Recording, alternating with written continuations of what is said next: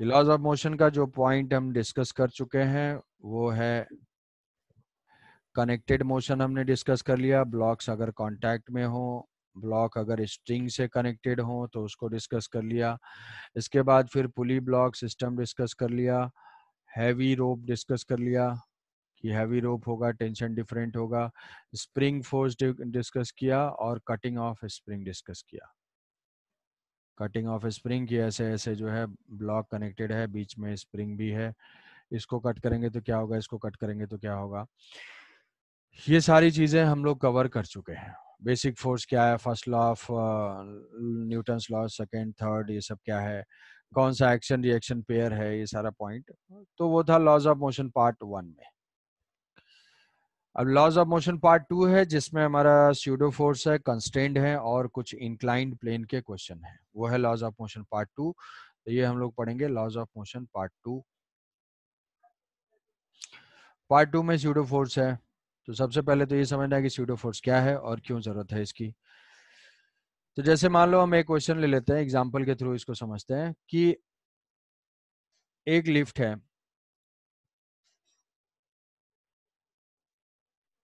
उस लिफ्ट में एक ब्लॉक है, ब्लॉक का मास है 2 kg और ये लिफ्ट जो है वो एक्सीलरेटेड है अपवर्ड डायरेक्शन में, अपवर्ड डायरेक्शन में 2 मीटर पर सेकेंड स्क्वायर है। दो ऑब्जर्वर हैं, ये है O1 और एक ऑब्जर्वर है ग्राउंड पे, ये है O2, O1 एंड O2। तो दोनों ने जो है लॉज ऑफ मोशन पार्ट 1 पढ़ चुके हैं दोनों, और दोनों क्या करते हैं कि दोनों ने जो है लॉज ऑफ मोशन पार्ट 1 पढ़ लिया है, दोनों को फ्री बॉडी डायग्राम ड्रॉ करने आता है, दोनों को इक्वेशन लिखने आता है, F=ma से ये दोनों आंसर भी बता सकते हैं। तो दोनों से पूछा गया कि find the tension in the string, से पूछा गया भाई O1 तुम भी बताओ कि टेंशन स्ट्रिंग में क्या है, O2 तुम भी बताओ। तो दोनों अपने काम में लग गए। इसने क्या किया कि O1 ने ऑब्जर्व किया और उसको हमने बोल दिया frame of reference of O1 and O2।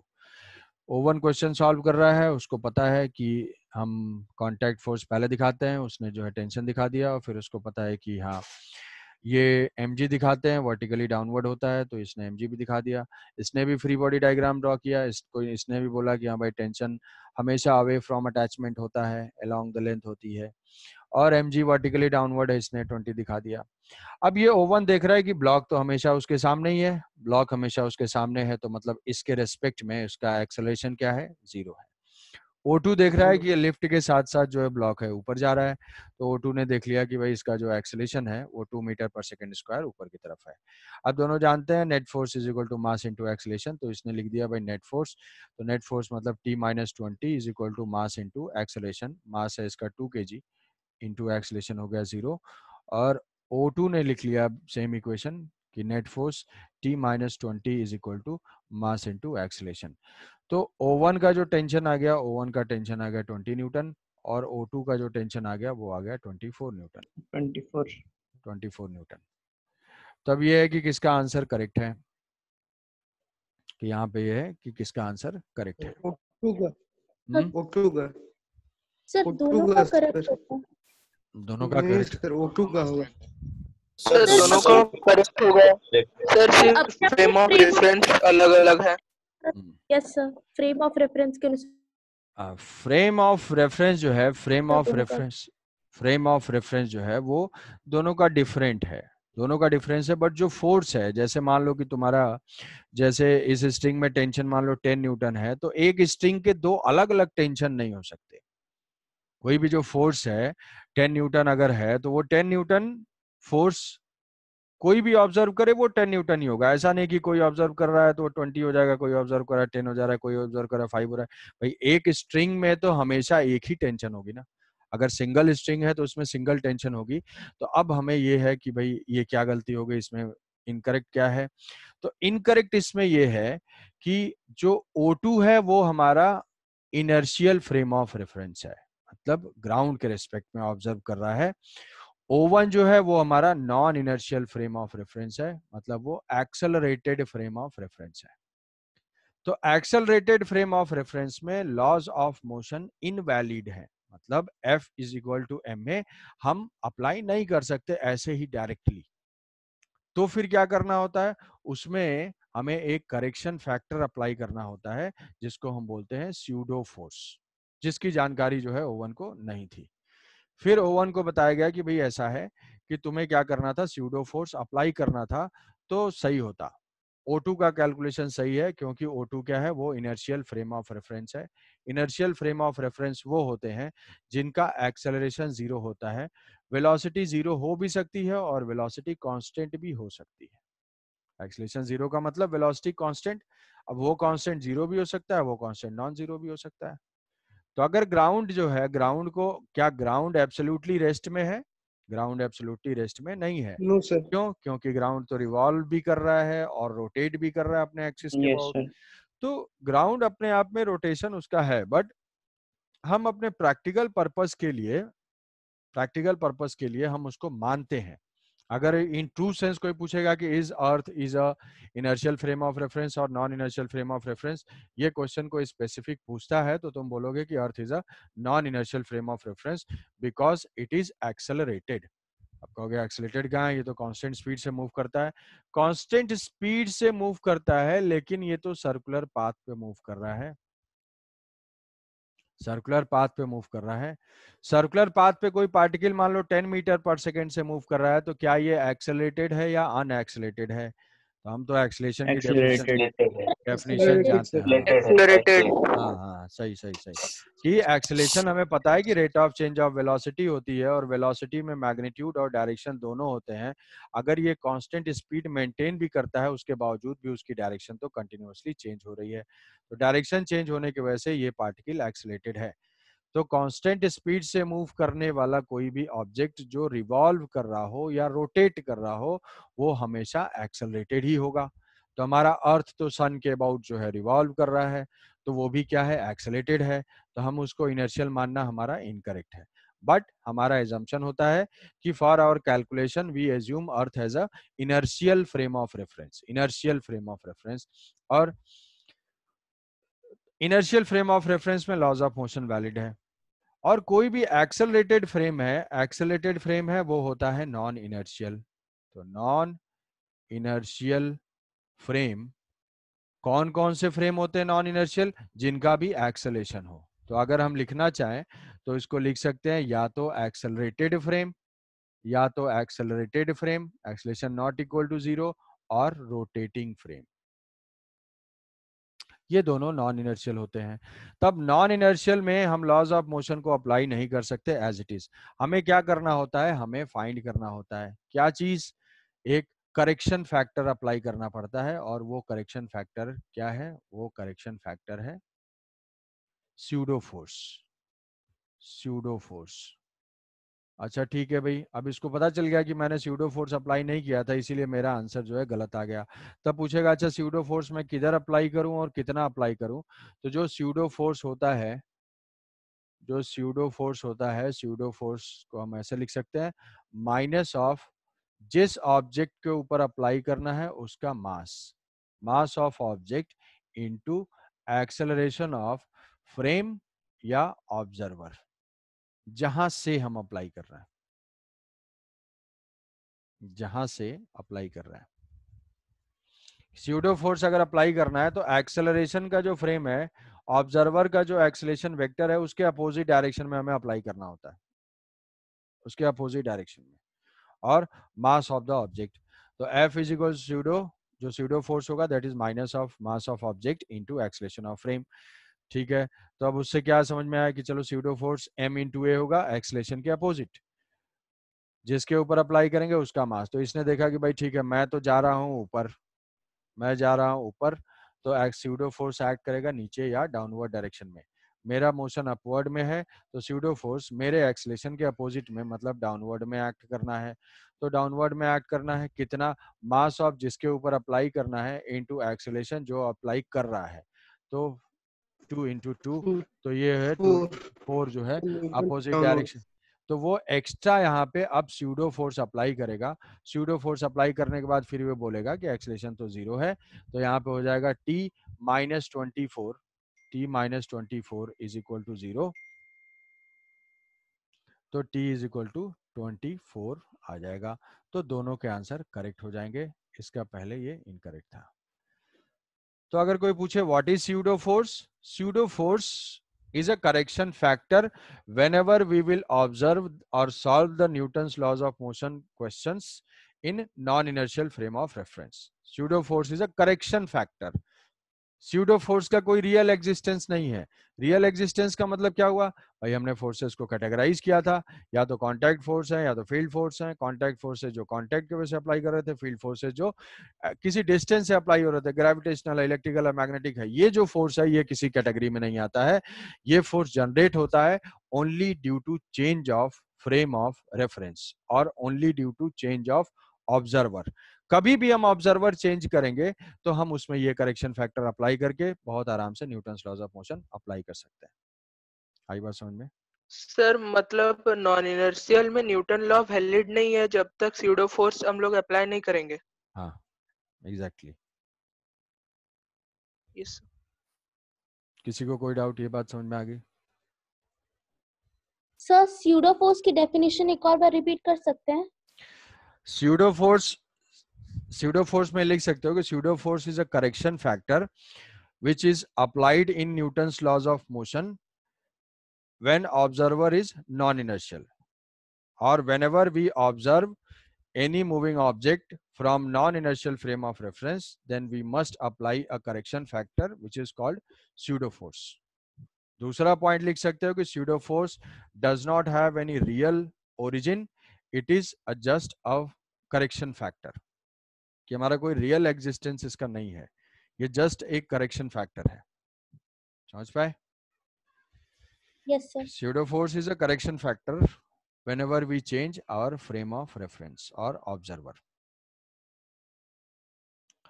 तो ये हमने pseudo force अप्लाई कर दिया। अब हमें pseudo force अप्लाई करना आ गया। अब जैसे मान लो हम इसको कुछ अप्लाई करते हैं, जैसे फॉर एग्जांपल कि बताना है हमें कि what is the extension in spring. ऐसे कोई ब्लॉक है, ये कोई इंक्लाइन प्लेन, सॉरी लिफ्ट है, और लिफ्ट में ये एक स्प्रिंग है और स्प्रिंग जो है वो ब्लॉक से कनेक्टेड है। स्प्रिंग कांस्टेंट इज के, स्प्रिंग कांस्टेंट इज के, और ये जो है एक्सेलरेटेड है डाउनवर्ड डायरेक्शन में ए एक्सेलरेशन से। हमें फाइंड करना है कि भाई find the extension in spring, spring का एक्सटेंशन फाइंड करना है। तो स्प्रिंग का एक्सटेंशन, कभी भी स्प्रिंग में फोर्स होगा कुछ kx, मान लेते हैं कि kx है। तो हम क्या करते थे, इसको अभी तक हम ग्राउंड से तो सॉल्व करते ही थे, अब हम क्या करेंगे, हमेशा क्या करेंगे, एक्सेलरेटेड फ्रेम से करेंगे, मतलब हम लिफ्ट के रिस्पेक्ट में सॉल्व करते हैं। तो frame of reference of lift अगर हम ड्रॉ करने की कोशिश करते हैं, frame of reference of lift draw करने की कोशिश करते हैं, तो ब्लॉक का फ्री बॉडी डायग्राम बनेगा। एक तो ये स्प्रिंग फोर्स एक्ट कर रहा होगा अपवर्ड डायरेक्शन में kx, एक जो है एक्ट कर रहा होगा यहाँ पे mg डाउनवर्ड डायरेक्शन में, और एक होगा स्यूडो फोर्स। स्यूडो फोर्स की डायरेक्शन किधर होगी, direction will be opposite to the acceleration of frame and upward direction में। तो ये हम अप्लाई कर देंगे m into a। तो अब इसके रेस्पेक्ट में ये इक्विलिब्रियम में है, मतलब नेट फोर्स 0 है, ये ब्लॉक कहीं मूव नहीं कर रहा है, तो इक्विलिब्रियम में लिख लिया नेट फोर्स 0, मतलब net upward force is equal to net downward force ma plus kx is equal to mg, so kx is equal to mg minus a, so x is equal to mg minus a divided by k। ठीक है? Yes sir, easy. अब जैसे मान लो कि एक और simple application ये है कि मान लिया एक हॉरिजॉन्टल सरफेस है और इसके ऊपर ये 5 kg का है और इसके ऊपर फोर्स एक्ट कर रहा है 10 न्यूटन का, 10 न्यूटन का फोर्स है।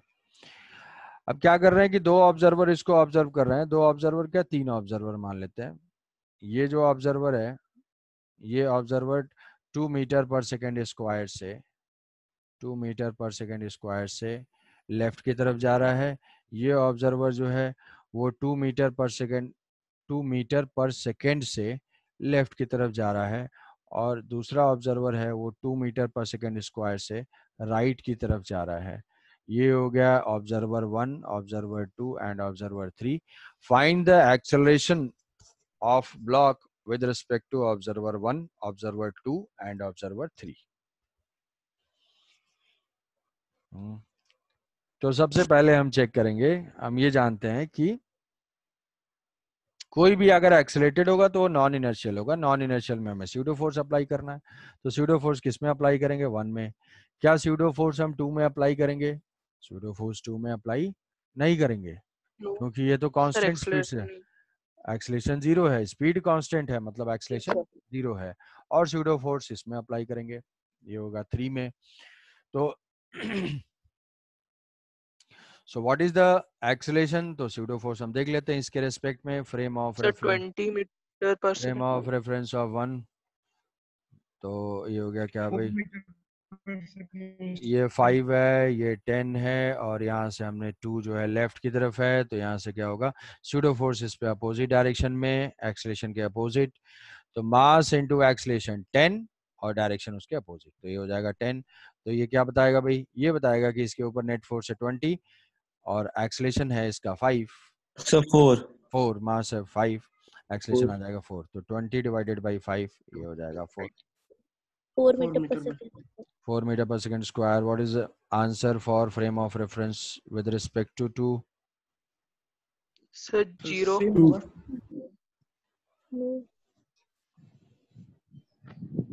क्या होगा आंसर? 0 2 Sir- राइट में 2 2 सर। वर्ष 2 Sir, 2. वर्षिनी So 0.5 meter per second square. 0.5 sir 0 force 2 force by mass, 0 ये है 10, ये है 5। What is the acceleration? क्या ये तो नॉन इनर्शियल है, नॉन इनर्शियल सॉरी इनर्शियल है, सर तो जो acceleration net force divided by mass, net force हो जाएगा 10 डिवाइडेड बाय मास होगा 5, ये हो जाएगा 2 metre per second 2 square. meter per Two. second तो square. ये जो है 2 मीटर पर सेकेंड स्क्वायर, और ये हो जाएगी इसकी डायरेक्शन। क्या 3 के रेस्पेक्ट में 0 है answer? Frame of reference of 3, yes sir 3 के रेस्पेक्ट Yes, में sir. 3 देखता है, सर तो 3 स्यूडो 2 फोर्स, ये 10 ऐसे अप्लाई कर देगा। फोर्स 0 है इसीलिए और- Zero एक्सेलरेशन 0 हाँ, तो ये जो है स्यूडो फोर्स m इंटू, तो ये 10 और डायरेक्शन उसके अपोजिट, तो net force 0, so acceleration 0। So acceleration is a frame dependent quantity, वो तो हमें पता ही है, अभी रिलेटिव पढ़ चुके हैं। रिलेटिव से भी हम बता देते कि भाई ग्राउंड के रेस्पेक्ट में इसका एक्सेलेरेशन क्या है, ग्राउंड इसके रेस्पेक्ट में एक्सेलेरेशन 2 है, तो ये ऑब्जर्व करेगा तो अपोजिट एक्सेलेरेशंस होंगे, तो रिलेटिव में हम क्या करते थे, अपोजिट वाले को ऐड करते थे, तो 2 + 2 जो है 4 हो जाएगा। यस सर यहाँ पे इसका एक्सेलेरेशन 0 है, तो इसका एक्सेलेरेशन 0, इसका एक्सेलेरेशन 2 है, ऐड कर देंगे 2 आएगा। इसका जो है सेम डायरेक्शन में है, तो रिलेटिव से भी क्या हो जाएगा, माइनस सेम हो रहा है। सब्सट्रैक्ट। ठीक है, तो मुझे थर्ड वाला समझ में नहीं आया क्या क्या सर। थर्ड वाला वो 2 मीटर पर सेकंड दिया है ना, 2 मीटर पर सेकंड स्क्वायर दिया है 2 मीटर पर सेकेंड स्क्वायर लिखा है ना, सेकेंड है क्या? सर लास्ट वाला। हाँ, last 2 metre per second square है, हाँ एक्सेलेरेशन है सर वो, मुझे लगा 2 मीटर पर सेकंड है इसीलिए 2। 2 मीटर पर सेकेंड स्क्वायर। हाँ जी सर सर। ठीक है, इसमें किसी को कोई डाउट? तो स्यूडो फोर्स अप्लाई कर लोगे, ये सिर्फ कैसे अप्लाई करना है, कितना अप्लाई करना है, ये है। तो इसमें हम एक क्वेश्चन सॉल्व करेंगे। अब स्यूडो फोर्स कहोगे कि स्यूडो फोर्स की जरूरत क्या है? स्यूडो फोर्स की जरूरत ये है कि कई सारे प्रॉब्लम हमारे आसान हो जाते हैं, उनको ऑब्जर्व करना आसान हो जाता है, कैलकुलेट करना आसान हो। जैसे मान लो मैं ऐसा पूछता हूँ, एक क्वेश्चन पूछूंगा जिसका मुझे पूरा विश्वास है कि तुम आंसर क्या दोगे, गलत। ये है पुली ब्लॉक सिस्टम है, which is inside the lift, lift में है, और ये 2 है और ये है 3।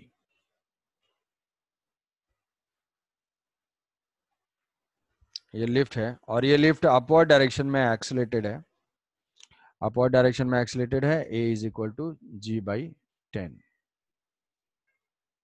Metre per second square. G/10 question है। एक्सेलेरेशन वहाँ G/10 है बट मास शायद डिफरेंट है। तो जी को सर 10 पकड़ना है या सर 9.8? नहीं, G को 10 ही पकड़ना है। तो चल भाई, A इज इक्वल टू 1 है कुछ, A is equal to 1 metre per second square है।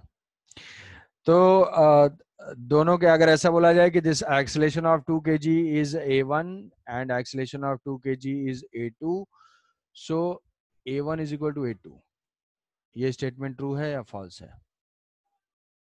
Acceleration of 2 kg is equal to acceleration of 3 kg।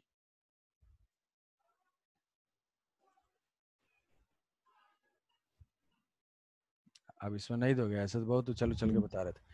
20/4 सब फॉल्स, सब ट्रू फॉल्स, है सर। है। दोनों ब्लॉक के एक्सेलेरेशन सेम। अच्छा, सब सोच रहा है कि फॉल्स है सोच रहा है दिमाग में तो आ रहा है क्योंकि ट्रू, तो उसको चेंज कर कितना दे। 3 वाला सा ज्यादा नीचे जाएगा। अरे अभी तो दो ब्लॉक स्ट्रिंग से अटैच होते थे तो दोनों का एक्सेलेरेशन तो सेम होता था ना। सर 3 वाला अमल नीचे 30 न्यूटन का फोर्स लगाएगा, सर वो ट्रू 2 वाला होगा। 20 न्यूटन का, तो 30 वाला था ज्यादा एक्सेलरेशन से नीचे जाएगा। हाँ तो दोनों सेम स्ट्रिंग से कनेक्टेड हैं तो डिफरेंट हो जाएगा। 10 मीटर पर सेकंड स्क्वायर ही होगा सर। 10 दोनों का एक्सेलरेशन सेम होगा, सेम होगा। अबे 20 मीटर पर ये सेकंड स्टेटमेंट स्क्वायर। ये स्टेटमेंट ट्रू है फॉल्स है, बस इतना बोल रहा हूँ मैं कि acceleration of 2 kg and 3 kg are equal. तो नहीं पता। ट्रू नहीं, दो ही ऑप्शन है। हाँ sir, true. False sir, false ठीक फॉल्स। ठीक ठीक ठीक, चलो हो गया हो गया। ट्रू। तो ये जो स्टेटमेंट है ये फॉल्स है। अब देखो, समय बोला था। हाँ हाँ तुमने बोला था नहीं पता, तो वही तो है कि नहीं पता, सही बोला था। तो उसके पहले बोला था। तो ये जो है 2 kg, अभी देखो, अभी वो ले लो, स्क्रीनशॉट लो।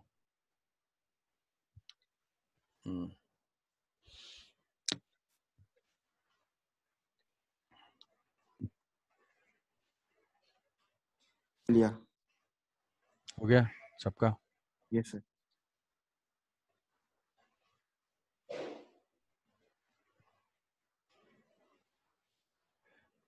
अब जो हमने क्वेश्चन पहले किया था और वो दोनों में डिफरेंस समझना है कि यहाँ पे जब ग्राउंड के रिस्पेक्ट में था, ग्राउंड के रिस्पेक्ट में मतलब पुली के रिस्पेक्ट में अगर हम देखेंगे, यहाँ से अगर कोई देख रहा है भाई यहाँ से बैठ के, तो ये जितना ऊपर जाएगा उतना ही ये नीचे जाएगा।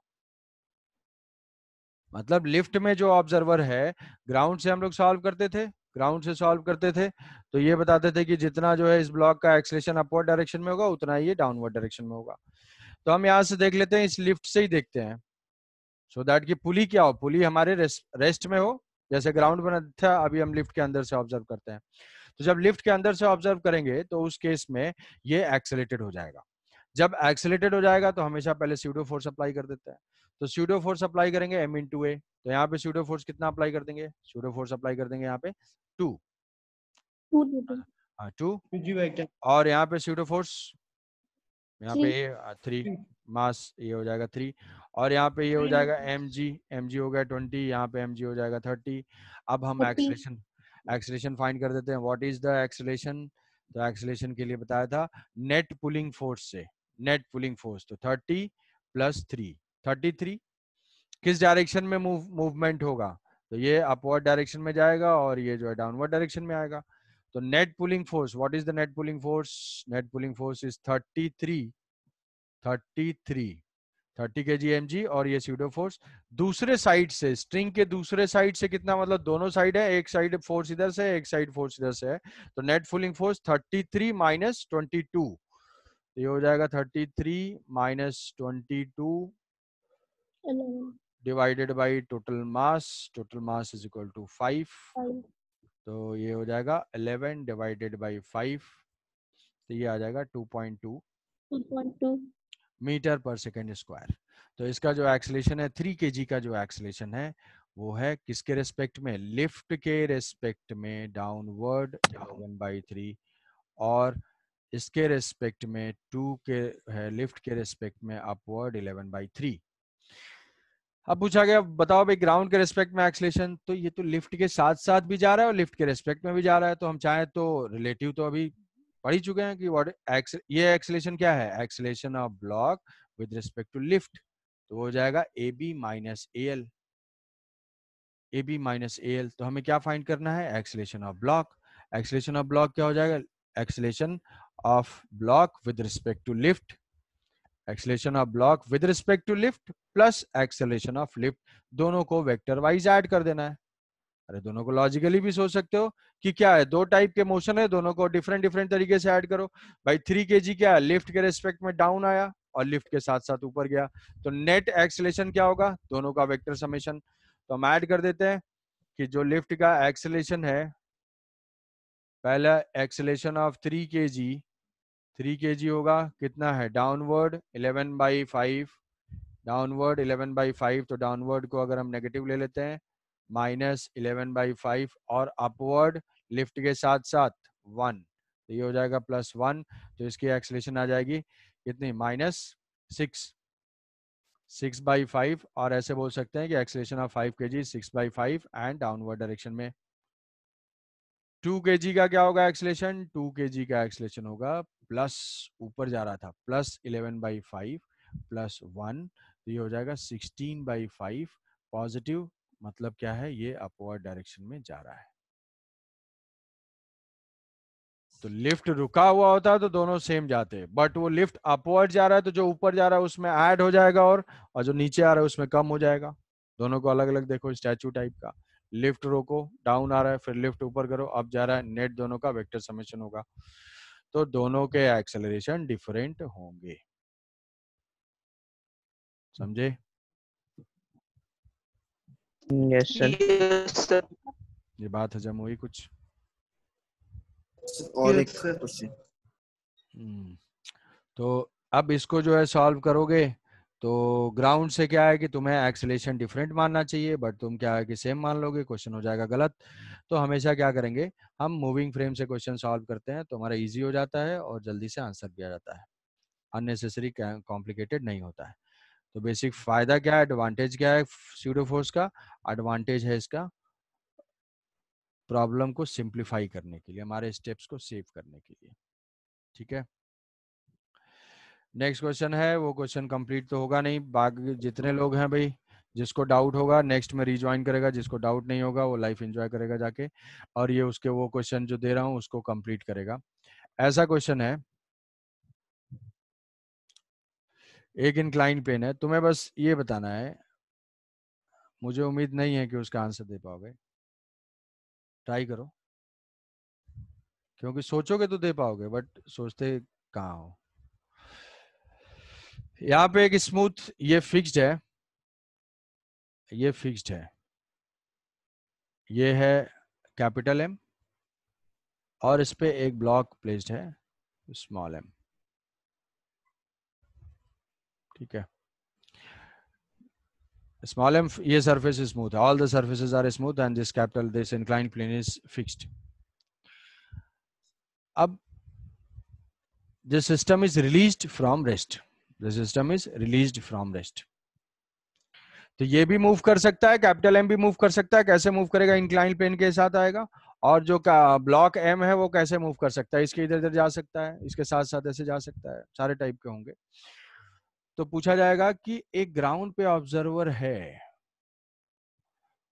which of the following option represents the direction of motion of small m, which of the following options or arrow represent the direction of motion of small m, ऊपर वाले ब्लॉक के लिए एरो क्या क्या है, ऐसे है,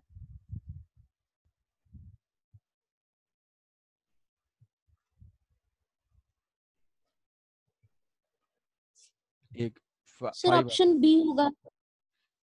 ऑप्शन बी। क्या तब भाई बी होगा। वर्षिनी तो मतलब एकदम सर क्वेश्चन दिए हाँ। मतलब सोच समझ के दिए होंगे। ऑप्शन बी होगा। चलो हाँ ठीक है। सर। सर वो हॉरिजेंटल भी हो रहा है फोर्स और नीचे वर्टिकली भी लग रहा है। हॉरिजेंटल कौन सा फोर्स है?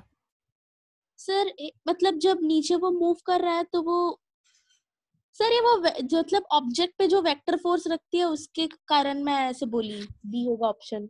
अच्छा ठीक है, जनरली बी करेक्ट होता है नहीं? ठीक है। हो सकता है सर।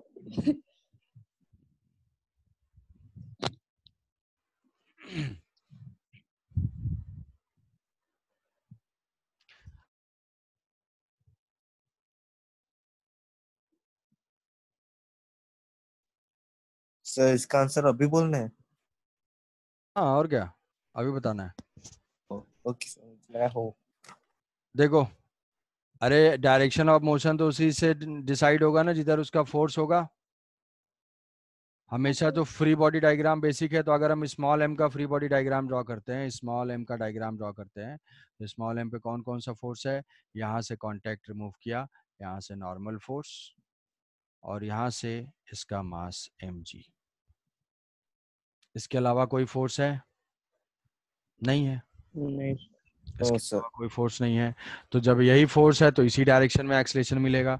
तो ग्राउंड के रिस्पेक्ट में इसका डायरेक्शन ऑफ मोशन क्या होगा? ऑप्शन। डाउनवर्ड। ठीक है। तो नेक्स्ट हमें फाइंड करना है, इसको सॉल्व करने के लिए सॉल्व ये करना है कि यहाँ से अगर इंक्लाइन। सर हाँ ऑब्जर्वर के लिए वैसे ही होगा डायरेक्शन। हाँ, जिधर फोर्स होगा एक्सेलेरेशन तो वही होगा ना। फोर्स तो सिर्फ यही है, और कोई फोर्स है? कोई फोर्स नहीं है। सर बट बट रियलिटी में भी वैसे ही होगा सर, नीचे तरफ ही। रियलिटी में ही वैसे होगा। वो तुम्हें लग रहा है ऐसे कि ऐसे नहीं होगा कि ऐसे जाएगा। ये इसके साथ साथ जाएगा और इसके रेस्पेक्ट में भी मूव करेगा, दोनों का रिजल्टेंट वर्टिकल आएगा। अगर जो फीलिंग आ रही है कि इसके रेस्पेक्ट में भी मूव करेगा, इसके साथ साथ जाएगा, तो जिसको डाउट होगा भाई रिज्वाइन करेगा, जिसको डाउट नहीं होगा वो जा ठीक सकता है। है। तो ये अब इसमें सॉल्व ये करना है कि टाइम फाइंड करना है कि ये कब कोलाइड करेगा इसके साथ, और इस ब्लॉक और इस प्लेन के डिस्टेंस